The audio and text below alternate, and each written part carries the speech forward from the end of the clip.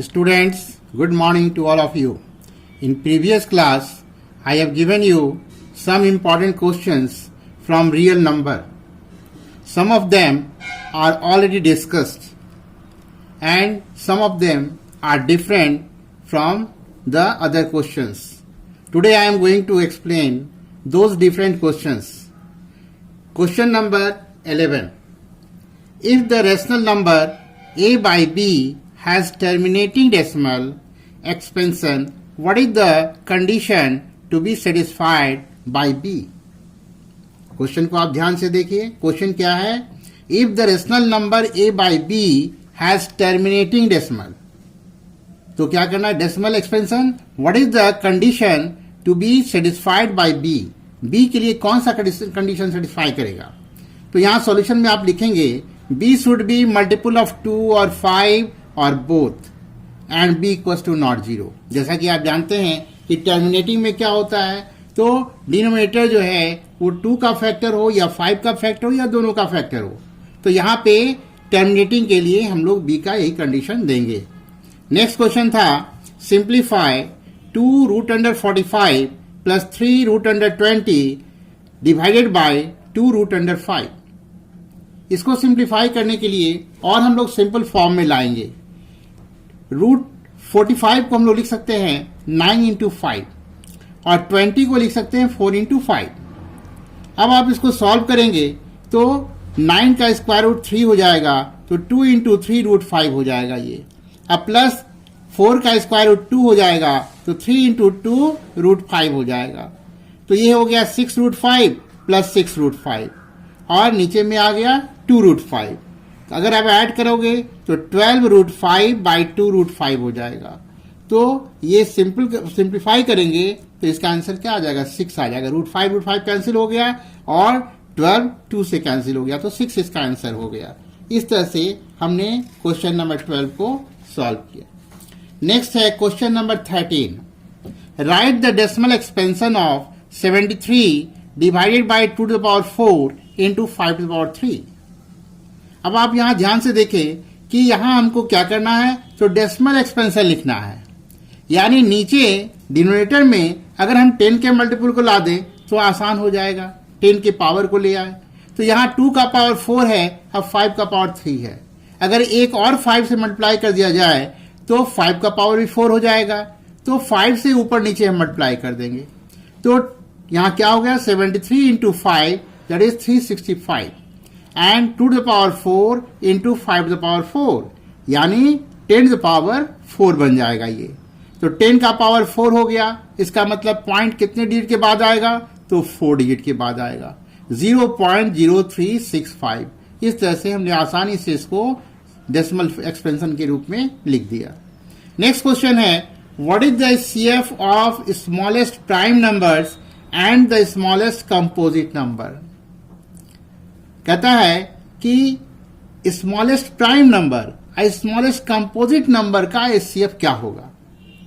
तो सबसे पहले आपको जानना होगा कि प्राइम नंबर क्या होता है, कंपोजिट नंबर क्या होता है. जब तक आप प्राइम नंबर नहीं जानोगे, कंपोजिट नंबर नहीं जानोगे, तो कैसे इसको सॉल्व करोगे. तो प्राइम नंबर के बारे में कहा जाता है कि वो खुद से डिविजिबल होता है या 1 से डिविजिबल होता है. Those numbers which are divisible by itself और 1.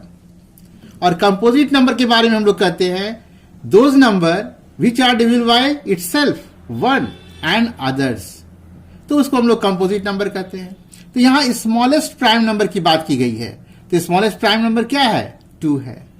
और स्मॉलेस्ट कंपोजिट नंबर क्या होगा? 4 होगा. यानी 2 और 4 का आपको HCF फाइंड करना है. और HCF फाइंड करना आप जानते हो, तो 2 और 4 का HCF निकालोगे तो क्या आ जाएगा? 2 आ जाएगा. इस तरह से हम लोग इसको सॉल्व कर लेंगे. नेक्स्ट क्वेश्चन है express the HCF of 48 and 18 as a linear combination. इसको लीनियर कॉम्बिनेशन के रूप में लिखना है. तो आप कैसे लिखोगे इसको? तो पहले तो हम लोग 48 और 18 का हम लोग HCF निकाल लें. तो हम देखते हैं HCF क्या आ जाता है? 6 आ जाता है. अब इसको लीनियर फॉर्म में लिखना है तो हम लोग लिखेंगे यहां पे 18x माइनस 48 इक्वल्स टू 6. ये लीनियर फॉर्म आ गया। इस तरह से आप इसको सिंप्लीफाई कर लोगे। नेक्स्ट क्वेश्चन है क्वेश्चन नंबर, अदर क्वेश्चन जो है वो है क्वेश्चन नंबर 17।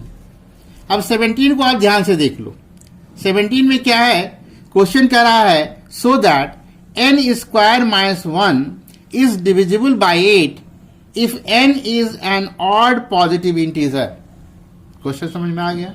क्वेश्चन क्या कहा कि आपको शो करना है कि n स्क्वायर माइनस 1 जो है वो 8 से डिविजिबल होगा, और n के लिए क्या कंडीशन है, n के लिए कंडीशन है कि उसको एन ऑड पॉजिटिव इंटीजर होना चाहिए। तो कैसे सॉल्व करेंगे इसको, लिखेंगे let n equals to 4q plus 1। 4q plus 1 कैसा नंबर है, ऑड नंबर है। 4q अगर होता तो इवन हो जाता, लेकिन प्लस 1 कर दिया हमने तो क्या हो गया, वो ऑड हो गया। तो n स्क्वायर माइनस 1 क्या हो जाएगा, 4q प्लस 1 का होल स्क्वायर माइनस 1 हो जाएगा। अब इसको सिंप्लीफाई करोगे तो 16q square plus 8q plus 1 आएगा, अब माइनस 1 हो जाएगा। प्लस 1 माइनस 1 कैंसिल हो गया, तो क्या आ गया, 16q स्क्वायर प्लस 8q आ गया। अब दोनों में से 8 को कॉमन ले लो तो क्या हो जाएगा, 8 into 2q square plus q।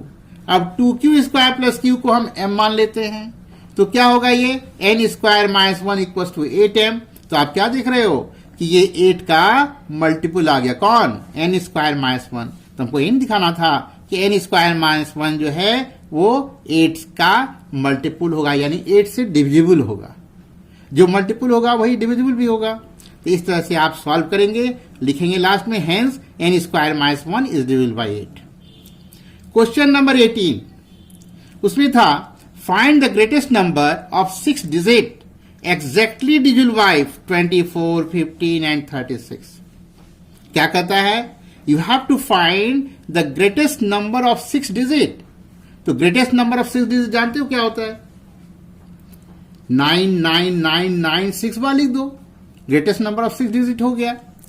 अब कहता है कि वो एग्जैक्टली डिविजिबल बाय 24, 15 और 36 से होना चाहिए। यानी क्या करना पड़ेगा हमको, 24, 15 और 36 का एलसीएम फाइंड करना होगा। यानी उसके एलसीएम से डिविजिबल जो होगा वो इन तीनों नंबर से भी डिविजिबल हो जाएगा।